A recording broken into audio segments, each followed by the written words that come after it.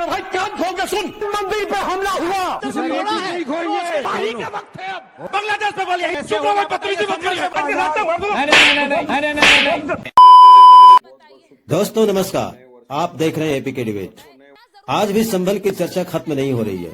24 नवंबर को जिहादियों ने पत्थर जो चलाया, अब वो पत्थर का हिसाब हो रहा है। इस पर जिहादी कौम के पिछवाड़े में आग लगी है। आपको बता दें कि संभल आने वाला कल में अयोध्या से भी फेमस होने वाला है, क्योंकि कल के अवतार संभल में होने वाला है। इन जिहादियों का तो मकसद ही रहा है कि हिंदू धर्मस्थलों पर कब्जा बनाए रखो। अयोध्या प्रत्यक्ष प्रमाण है। आज जब संभल में दंगे वाली जगह पर पुलिस चौकी बन रही है, तो जिहादियों को दिक्कत हो रही है। वो इसका विरोध कर रहे हैं। अब वो 15 मिनट पुलिस हटाने की बात करता है, वो पुलिस स्टेशन कैसे बर्दाश्त करेगा? आज के डिबेट में प्रेम शुक्ला, जैन साहब, पूर्व डीजीपी साहब, सारे झूठों को नंगा कर दिया। समाजवादी पार्टी के अजीज खान को सुनोगे तो उसकी मंशा साफ दिखाई देगी कि देश में अमन चैन कभी न रहे, मगर वे भूल गए कि अब टोटी चोर का नहीं बल्कि संतों का शासन है। आइए ये डिबेट देखते हैं। चालू करो बे। तो चलिए शुरू करते हैं। पठान जुड़ गए हैं, मैं वारिस साहब से पूछ लेती हूँ। वारिस साहब, हैप्पी न्यू ईयर आपको भी। आप थोड़ा देर से जुड़े, लेकिन ये बताइए, शुभकामनाएं आपको भी नए वर्ष की। सबको नए वर्ष की बहुत बहुत शुभकामनाएं देता हूँ। सुचरिता जी, अब वो शुक्ला जी की उतना मुस्कुरा रहे, क्या गम है जिसको वो आपको देखकर मुस्कुरा रहे हैं। वो कह रहे हैं इस नए साल में मैं वारिस साहब को देखकर मुस्कुराऊंगा। अच्छी बात है ना ये तो। नहीं हमारे देखिए, प्रेम शुक्ला जी को पता है कि मोदी और योगी मिलके देश को अराजकता की तरफ लेके जा रहे हैं। देश में नफरत ही नफरत फैलाने का। आपने कर दी ना मुस्कान खत्म करने वाली बात। अब इसी के लिए तो महाभारत जाना जाता है। मिल जाती है कि हाँ। मुस्कुराहट इसलिए है कि देखिए, देश को इनका जो टारगेट था कि हमको पोलराइज करना है, नफरत पैदा करना है, अराजकता फैलाना है, उसमें कुछ हद तक कामयाबी ये होते जा रहे हैं। क्योंकि अब तो ये सब संचालक की बात भी नहीं सुन रहे ना। नहीं, उन्होंने एक सवाल पूछा, वारिस साहब उन्होंने सवाल पूछा है कि अगर एक पुलिस चौकी वहां बन जाए, पुलिस चौकी ना हिंदू की होती है ना मुसलमान की होती है, तो उसमें दिक्कत क्या है? वो वक्फ वाली जमीन की बात करने लग गए कि वक्फ की जमीन है, वक्फ की जमीन है, वहां पुलिस चौकी नहीं बन सकती। हाँ बताता हूँ मैं आपको। ठीक है। जहाँ पे भी आपको ज्यादा मुसलमान की आबादी या बस्ती दिखेगी ना सुचेता जी, वहाँ पे आपको है ना हॉस्पिटल नहीं दिखेंगे, आपको कॉलेज नहीं दिखेंगे, आपको स्कूल नहीं दिखेंगे। वहाँ पर आपको पुलिस चौकियां ज्यादा दिखती है। एक जीता जागता एग्जाम्पल उदाहरण आपके सामने है संभल का। संभल का जो मस्जिद है उसके सामने जो पुलिस चौकी बनाई जा रही है, ये वक्फ की लैंड है और 39A वक्फ के तहत दायर है। मुरादाबाद के अंदर पेपर डॉक्यूमेंट है, आप बोलते रजिस्टर्ड नहीं है। तो कितना झूठ पसोर है। अब वहां पे आपको पता है आर्कियोलॉजिकल कानून के हिसाब से आप उतने दायरे के अंदर नहीं बना सकते ये कुछ भी प्रोटेक्टेड मॉन्यूमेंट के। फिर भी तमाम कानून का उल्लंघन करके सिर्फ एक ही चीज करना है, मुसलमानों को हैरान परेशान। न सुप्रीम कोर्ट की सुनवाई करना है, न संविधान को मानना है, न प्लेसेस ऑफ वर्शिप एक्ट 1991 की इनको कुछ पड़ी हुई है जो ऑलरेडी इनटू एग्जिस्टेंस है। अब हम लोकतंत्र में जी रहे हैं। लोकतंत्र के अंदर अगर तानाशाही करना है तो कुछ भी हद तक जा सकते हैं। वारिस साहब देखिए, एक चीज मैं आपसे समझना चाह रही हूँ, क्योंकि आप तो वकील भी हैं। मैं एक चीज समझना चाह रही हूँ। आप कहते हैं वो वक्फ की जमीन है। अभी आपने ये बोला कि जहां जहां मुसलमान आबादी होती है वहां ना स्कूल होते हैं ना कॉलेज होते हैं। तो बकौल MIM भी, क्योंकि अवैसी साहब भी ये बोलते हैं, आप भी ये बोलते हैं, वक्फ की जमीन पर तो स्कूल कॉलेज बनते हैं, वक्फ की जमीन पर तो मुसलमानों के लिए ही सुविधाएं बनती हैं। तो किसने रोका कि वहां स्कूल कॉलेज बनाए? वो कभी बने नहीं, वो कभी बने ही नहीं संभल में। सर क्यों बनाना है? हाँ नहीं, मेरे को बताओ, पुलिस स्टेशन क्यों बनाना है वहां पे आपको वक्फ की जमीन को? क्या आपने वक्फ बोर्ड से इजाजत लिया है? क्या आपने वक्फ बोर्ड से वक्फ ट्रिब्यूनल में कोई याचिका डाल के किसे इजाजत लिया? मतलब सारी जब देखिए, इसमें हम लोग बोलते हैं ना सुब्रत जी, ये बीजेपी और RSS की नियत में खोटे चाहते हैं कि हमारी वक्फ की जमीन को हड़प किया जाए। ये जीता जागता उदाहरण अब तमाम के सामने के वक्फ की जमीन जिसका 39A, मैं तो नंबर के साथ बता रहा हूँ ना, मुरादाबाद वक्फ के अंदर आप चेक कर लीजिए वहां पे क्या है उसकी पोजीशन। मगर इनको बनाना यहाँ पे ये दिखाना, और इनको पता है कुछ दिन पहले ही वहां पे 5 मुसलमान युवा को गोली लगी, 5 मुसलमान युवा शहीद हो गए। तुम्हारे जैसे लोग इस देश के लिए श्राप है। वहां पर जाकर ये सर्वे का आदेश लेकर आ गए। मतलब आप ये कह रहे हैं कि वक्फ की जमीन खाली पड़ी रहे लेकिन वहां पुलिस चौकी नहीं बनेगी? आप ये कह रहे हैं वहां आपने मस्जिद, आपने वहां पर स्कूल नहीं बनाया, वक्फ बोर्ड ने वहां स्कूल नहीं बनाया, वहां पर कोई कॉलेज नहीं बनाया, लेकिन चौकी कैसे बन गई? ये सब दोगलापन है। क्या बनाने की जरूरत है चौकी? क्या जरूरत है बनाने की? हरिशंकर जी वो कह रहे हैं वक्फ की जमीन पर कोई पुलिस चौकी नहीं बन सकती है, ये जमीन हमारी है, भले खाली रहे, लेकिन कैसे बन गई? मैं पहले स्पष्ट कर दूं, ये सब लोग जितने लोग बरगला रहे हैं गलत प्रचार कर रहे हैं। कैसे? बिल्कुल हरगिज भी किसी रूप में वक्फ की जमीन नहीं है। नंबर 1 बात, जरा नोटिफिकेशन धारा 5 या 6 में वक्फ एक्ट के तहत हुआ हो तो दिखा दीजिए। वक्फ एक्ट के तहत प्राविधान है कि जो वक्फ संपत्ति है वो नोटिफाई होगी और गजट नोटिफिकेशन होता है, तो पहले गजट नोटिफिकेशन दिखा दीजिए। दूसरा, कोई वक्त डीड दिखा दीजिए, ओवैसी जहाँ साहब किया ने हुआ इसको वक्त डॉक्यूमेंट दिया जा रहा है। ट्वीट किया है, डॉक्यूमेंट दिखाया। खाली ठीक है, बीच में मत बोलिए, ये बहुत गलत तरीका है। मैं अभी बिल्कुल नहीं बोला, चुपचाप सुनता रहा। आप झूठ बोलते मैं सुनता रहा। मैं ये बता रहा हूँ, सबसे पहले आपको दिखाइए क्या कोई वक्त डीड है, क्या कोई वक्त डीड रजिस्टर्ड है, वक्त डीड किसने लिखी थी और उसका मालिक कौन था वक्त लिखने वाले का। खाली मुंह से कह देने से या अपने रजिस्टर में वक्त लिख लेने से वक्त नहीं हो जाएगी, तो भूल जाइए। दूसरी बात, ये जो प्रॉपर्टी है जहाँ ये हो रहा है, ये एक्चुअल मंदिर की है। यहाँ पर 78 तक माता मंदिर रहा है, वो भी कैसे हो जाएगी। 78 में जो 200 हिंदुओं को, 184 हिंदुओं को बेरहमी से काट दिया गया, उसका मंदिर वहां से हटा दी गई और मंदिर विलुप्त हो गई। ये तो मंदिर की जमीन है, वो भी कैसे हो जाएगी। तीसरी बात, वहां माता मंदिर के प्रमाण है, वहां मंदिर था और मंदिर रहेगा। तो जमीन मंदिर वाले जाने जिनकी थी और पुलिस चौकी जाने, वक्त से क्या मतलब है। वक्त की कभी नहीं थी, कोई सबूत नहीं है, वक्त डीड नहीं है। खाली लिख देने से, अपने रजिस्टर में वक्त दर्ज कर लेने से कानूनन वो वक्त नहीं हो जाती। ठीक है, बात तो सही है। डीजीपी सर को भी स्क्रीन पर लीजिए। वक्त डीड नहीं है वारिस पठान साहब, वो कह रहे हैं वक्त डीड है कहां, वो तो डीएम ने भी चैलेंज कर दिया है। वक्त डीड कहां है, वो तो डीएम ने भी चैलेंज कर दिया। ओवैसी साहब ने डॉक्यूमेंट के साथ ट्वीट किया है। सुशील, आपके पास तो डॉक्यूमेंट है, हाँ, वो चलाया मैंने। नंबर लिखा हुआ है 39A, मुरादाबाद। घर में तो बैठ के नहीं बना डॉक्यूमेंट है। और वंस अ वक्त ऑलवेज अ वक्त। सुप्रीम कोर्ट वो घर में बना हुआ है कि वंस अ वक्त पता है, तो क्यों आए आप? वंस अ वक्त ऑलवेज अ वक्त कह रहे हैं वारिस पठान साहब। बॉस, ये सब दोगलापन है। सोचिए, अब मुझे उन्होंने यही बोला वारिस साहब कि वक्फ डीड कहां है, किसने करा वक्फ, वो जमीन किसने वक्फ की है, कहां है, कोई रजिस्टर्ड, कोई आपने अगर लिख लिया कि वक्फ की प्रॉपर्टी है, इससे वो वक्फ की तो नहीं हो गई। यही ये लोग झूठ बोलते हैं, सुचेता जी। बिना वक्त के डॉक्यूमेंट के क्या कोई प्रॉपर्टी वक्त हो जाती है? नंबरिंग है उसके ऊपर, नंबर लिखा हुआ है 39A, मुरादाबाद। मैं आपको दिखा सकता हूँ, पेपर है आपके पास भी, पेपर देख लीजिए। ओवैसी साहब की ट्वीट निकाल के उसमें वक्फ करने वाले का नाम है, यही झूठ बोल उसमें के वक्फ करने वाले का नाम है। वक्फ डीड किसने की थी वो है, नहीं है, नहीं है, यही तो कह रहे हैं हरिशंकर जी। ये हर चीज झुटलाने वाली बात, जो डीएम की भी बात आप कर रहे हो ना, पहले यही कहा कि दो आपस में मुसलमान लड़े, कट्ठे निकले, कट्ठों से एक दूसरे के ऊपर गोली चल गई, फिर बताया कि पाकिस्तान की सेल वहां मिले। क्योंकि जब LIU के ऊपर अपने सवाल उठाया कि लोकल इंटेलिजेंस यूनिट वहां क्या कर रहा था, जब पत्थर लेके आ रहे थे लोग, जैसा आरोप लगा रहे, वो मुंह पे मास्क पहन के आ रहे थे, जैसे आरोप लगा रहे थे, वहां पाकिस्तान के छलरे मिले, उसके आरोप लगा रहे थे। तो वो सारे चीजों का ये लोग खुद के ऊपर तो नहीं लेते, ये खुद की तो आंख में उंगली नहीं घुसती। मैं एक बार डीजीपी सर अजीज खान जी को स्क्रीन पर लीजिए। अच्छा, रिमिक्स आइटम है ये। आप ये कह रहे दूसरे पर डालो। देखिए, मैं ये मानती हूं, मैंने शुरुआत में भी कहा और इस डिबेट के ऊपर बड़ी क्लियर हूं अजीज खान साहब, डीजीपी सर, कि पुलिस चौकी ना हिंदू की है ना मुसलमान की है, वो सुरक्षा की चौकी है और संभल में उसकी जरूरत है। अब उस पर वक्फ की जमीन क्यों बना दिया, स्कूल कॉलेज क्यों नहीं बनाया, क्या चौकी की जरूरत नहीं है वहां पर? जो हुआ 24 नवंबर को, उसके बाद क्या वहां चौकी की जरूरत नहीं है? अगर वो नहीं बनाएंगे तो आप कहेंगे सुरक्षा तो दे ही नहीं पाते योगी आदित्यनाथ, यही तो कहेंगे। डीजीपी सर एक बार आप बोलिए, फिर मैं अजीज साहब के पास जाऊं। सुचरिता जी, बहुत ही अच्छा सवाल किया है आपने, मुझे केवल 1 मिनट दे, मैं इसको साफ कर दूंगा जी। मेरे पूरे करियर में ऐसे हालात हुए जैसे संभल में हुए थे, इसका एक ही जवाब है, हमारे पास कर्मचारियों संसाधनों की बहुत कमी है। ऐसे संसाधन नहीं है कि हम गली गली चौकी खोलें, लेकिन यमदूत और पुलिस दावतनामे के मोहताज नहीं है, इन्विटेशन के।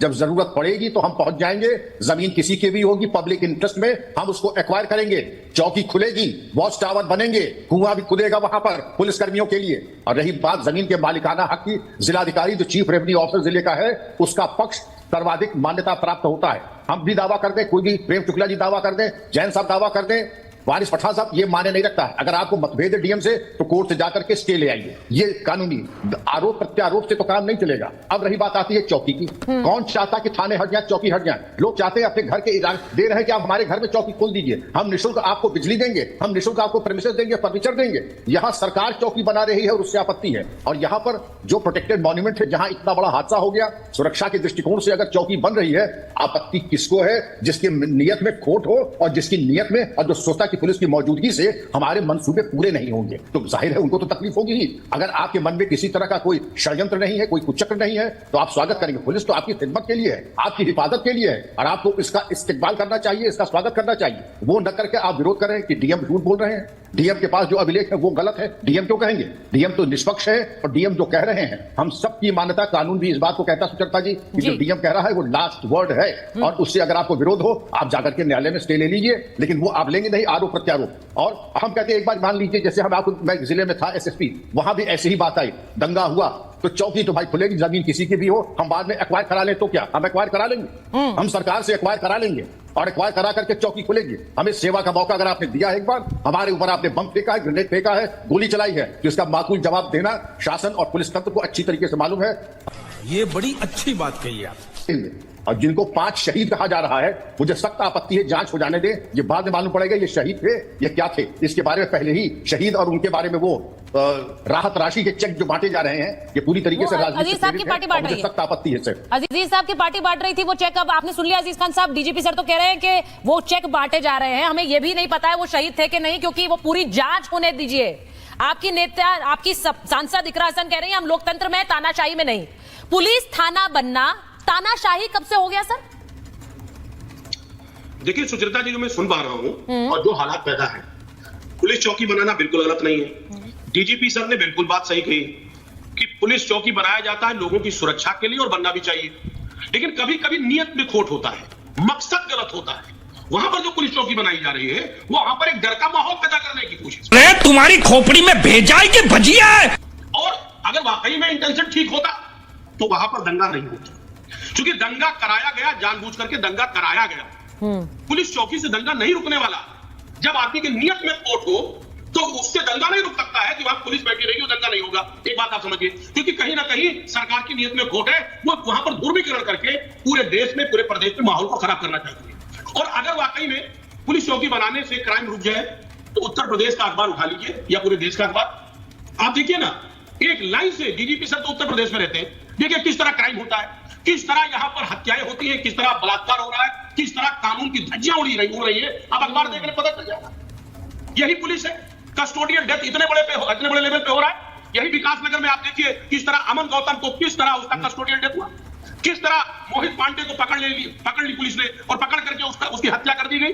आप देखिए, अगर वाकई में पुलिस संरक्षा के लिए तो बहुत बड़ी बात है, लेकिन जब पुलिस ही दुश्मन बन जाए इंसान की तो ये तो बहुत दुर्भाग्य की बात है। मुझे ये बता दीजिए अजीज खान साहब, आप पुलिस चाहते हैं कि नहीं चाहते हैं? क्योंकि 24 तारीख को जो घटना हुई उसमें आपके सारे नेता, अखिलेश जी भी यही कह रहे थे कि पुलिस क्यों नहीं थी वहां पर। अगर ये इतना संवेदनशील मामला था, सर्वे के लिए गई, पुलिस क्यों नहीं थी? ऐसे कैसे पत्थरबाजी हो गई, ऐसे कैसे हिंसा हो गई? आज पुलिस चौकी बन रही तो आप कह रहे हैं पुलिस चौकी कैसे, पुलिस तो काम ही नहीं करती है। तो फिर पुलिस चाहिए कि नहीं चाहिए? रिमिक्स आइटम है ये। अबे जल्दी बोल, कल सुबह पनवेल निकलना है। देखिए सुचित्रा जी, पूरे भारत में 5 कस्टोडियल डेथ पर डे होते हैं। ये बाकायदे नित्यानंद राय गृह मंत्री जो राज्य उन्होंने बाकायदे लोकसभा में ये स्टेटमेंट दिया। सुनिए, आ रहा हूं मुफ्ती बिहार आप ही की बात कर। एक बात आप समझिए, आप कह रहे हैं कि साहब कि वहां पुलिस नहीं थी, आपने आरोप लगाया। देखिए एक बात आपको बता दो, पुलिस 2 तरीके से होती है। एक पुलिस लगती है वहां पर सामान्य स्थिति को करने के लिए और कानून व्यवस्था सही करने के लिए। वही जब पुलिस की नीयत बिगड़ जाए, पुलिस की सोच बदल जाए कि वहां पर दंगा फसाद कराने में वो इन्वॉल्व हो जाए, तो कहीं ना कहीं सवालिया निशान खड़ा होता है। पुलिस दंगा फसाद करा रही है, पुलिस दंगा फसाद कर रही है, कह रहे हैं डीजीपी सर। प्रेम शुक्ला जी, बहुत गंभीर आरोप है। देखिए एक मिनट सुनिए दीजिए। नहीं, आप बोलिए, लेकिन it's very serious allegation sir. आप बोल रहे हैं कि पुलिस दंगा फसाद करा रही यूपी में। अरे मेरी बात सुनने दीजिए। 5 लोगों की नृशंस हत्या हुई वहां पे, और पुलिस कह रही साहब गोली नहीं चली पुलिस की, और जग जाहिर है दुनिया ने देखा, उसका वीडियोग्राफी नहीं पेश किया गया, सारी वीडियोग्राफी पेश नहीं तो क्या करें? मैं तभी तो पूछ रही हूँ। आपने पहले दिन बोला कि पुलिस क्यों नहीं थी अजीज साहब, अब आप कह रहे हैं पुलिस वहां चौकी क्यों बना रही है। अब आप दूसरा गंभीर आरोप लगा रहे हैं कि पुलिस वहां पर दंगा फसाद करा रही है। करे तो करे क्या, बोले तो बोले क्या। ये बहुत सीरियस एलिगेशन है, क्योंकि आप एक बड़े नेता प्रवक्ता अपनी पार्टी के हैं। अब आप अगर ये बैठकर कहेंगे कि संभल में पुलिस दंगा फसाद कराती है, तो कौन भरोसा करेगा पुलिस पर? और ये जन भरोसा कि पुलिस वहां काम कर रही है इज वेरी इंपॉर्टेंट।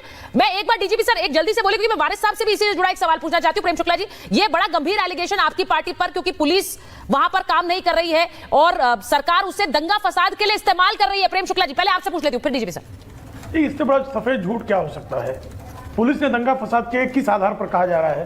पुलिस ने दंगे को नियंत्रित किया। पुलिस वहां पत्थर लेकर गई थी, जो छतों से पत्थर बरामद हुए थे पुलिस ने रखवाए थे, वहां पथराव पुलिस ने किया था। अब पथराव करने वाली भीड़ को नियंत्रित करने का काम पुलिस ना करे, बल्कि पुलिस को पत्थर मार कर ये मार दें और पुलिस जो है निहत्थी खड़ी रहे और पुलिस अपनी हत्या का इंतजार करती रहे, ये अपेक्षा है इनकी?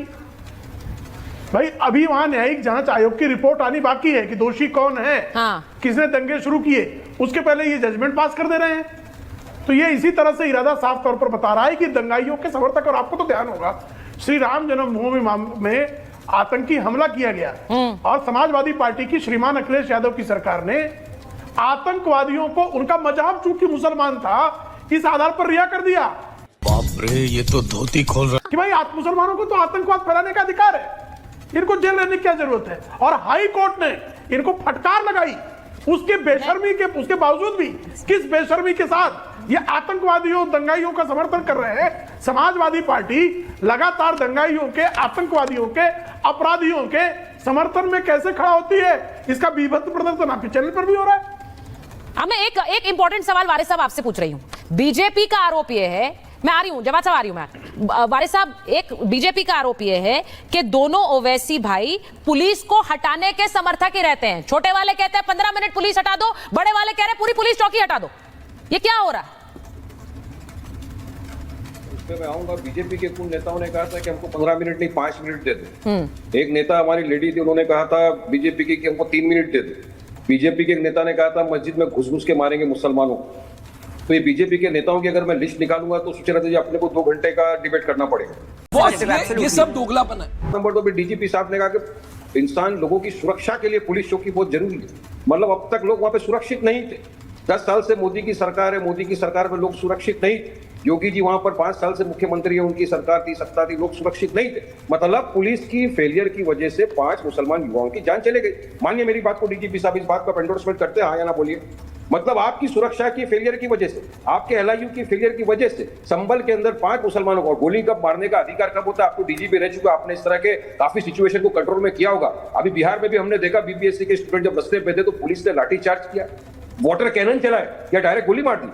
नहीं ना, मगर क्योंकि वहां पे मुसलमान थे तो ना लाठी चलेगी ना वाटर कैनन चलेगा, सिर्फ गोली मार दो। क्योंकि हमारे भारत देश के अंदर मुसलमान युवा की जान की कीमत तो गाय की कीमत से ज्यादा कम हो गई है। और अब हमारी जमीनों के ऊपर पुलिस स्टेशन बनाओ, पुलिस चौकियां बनाओ, वक्फ की जमीन को हड़प करने की कोशिश का सबसे पहला नमूना उदाहरण अब ये। तो खुद सर मुझे तो ये वारिस साहब, मुझे ये बात ही समझ नहीं आती। आप बार बार कह रहे हैं वक्फ की जमीन हड़प रहे हैं, वक्फ की जमीन पर कब्जा कर रहे हैं। बता रहा हूं, वो सुरक्षा देने के लिए पुलिस चौकी बनेगी। जब सरकारी जमीन पर पुलिस चौकी बनती है तो वो भी किसी की जमीन होती है। पुलिस चौकियां जहां भी बनती हैं, और मुझे हाँ वक्फ की जमीन है तो किसी को नहीं देंगे। चौकियों के लिए जमीन रिजर्व रहती है। सुचेता जी, भाई हरिशंकर जी ने तो यहाँ पर आपको चैलेंज कर दिया, वो जमीन वक्फ की है ही नहीं। यही तो दावे हैं जिनको लेकर एक वक्फ बिल लाने की बात हो रही है। हर जगह बोल दो वक्फ की जमीन है, हर जगह बोल दो वक्फ की थी, करने की बात हो रही है। नहीं तो वक्फ के लिए दान जब की जाती है तो वो किसी मकसद से की जाती है कि मुसलमानों के लिए कुछ अच्छी सेवाएं होंगी, वहाँ स्कूल बनेगा, कॉलेज बनेगा, अस्पताल बनेगा। क्या बना वहाँ? कुछ नहीं बना। अबे किधर है बे? Cut it. वीडियो को अंत तक देखने के लिए बहुत बहुत धन्यवाद। अगर चैनल पे नए हैं तो प्लीज चैनल को लाइक करें, शेयर करें, सब्सक्राइब करें। तब तक के लिए जय हिंद, वंदे मातरम, जय श्री राम।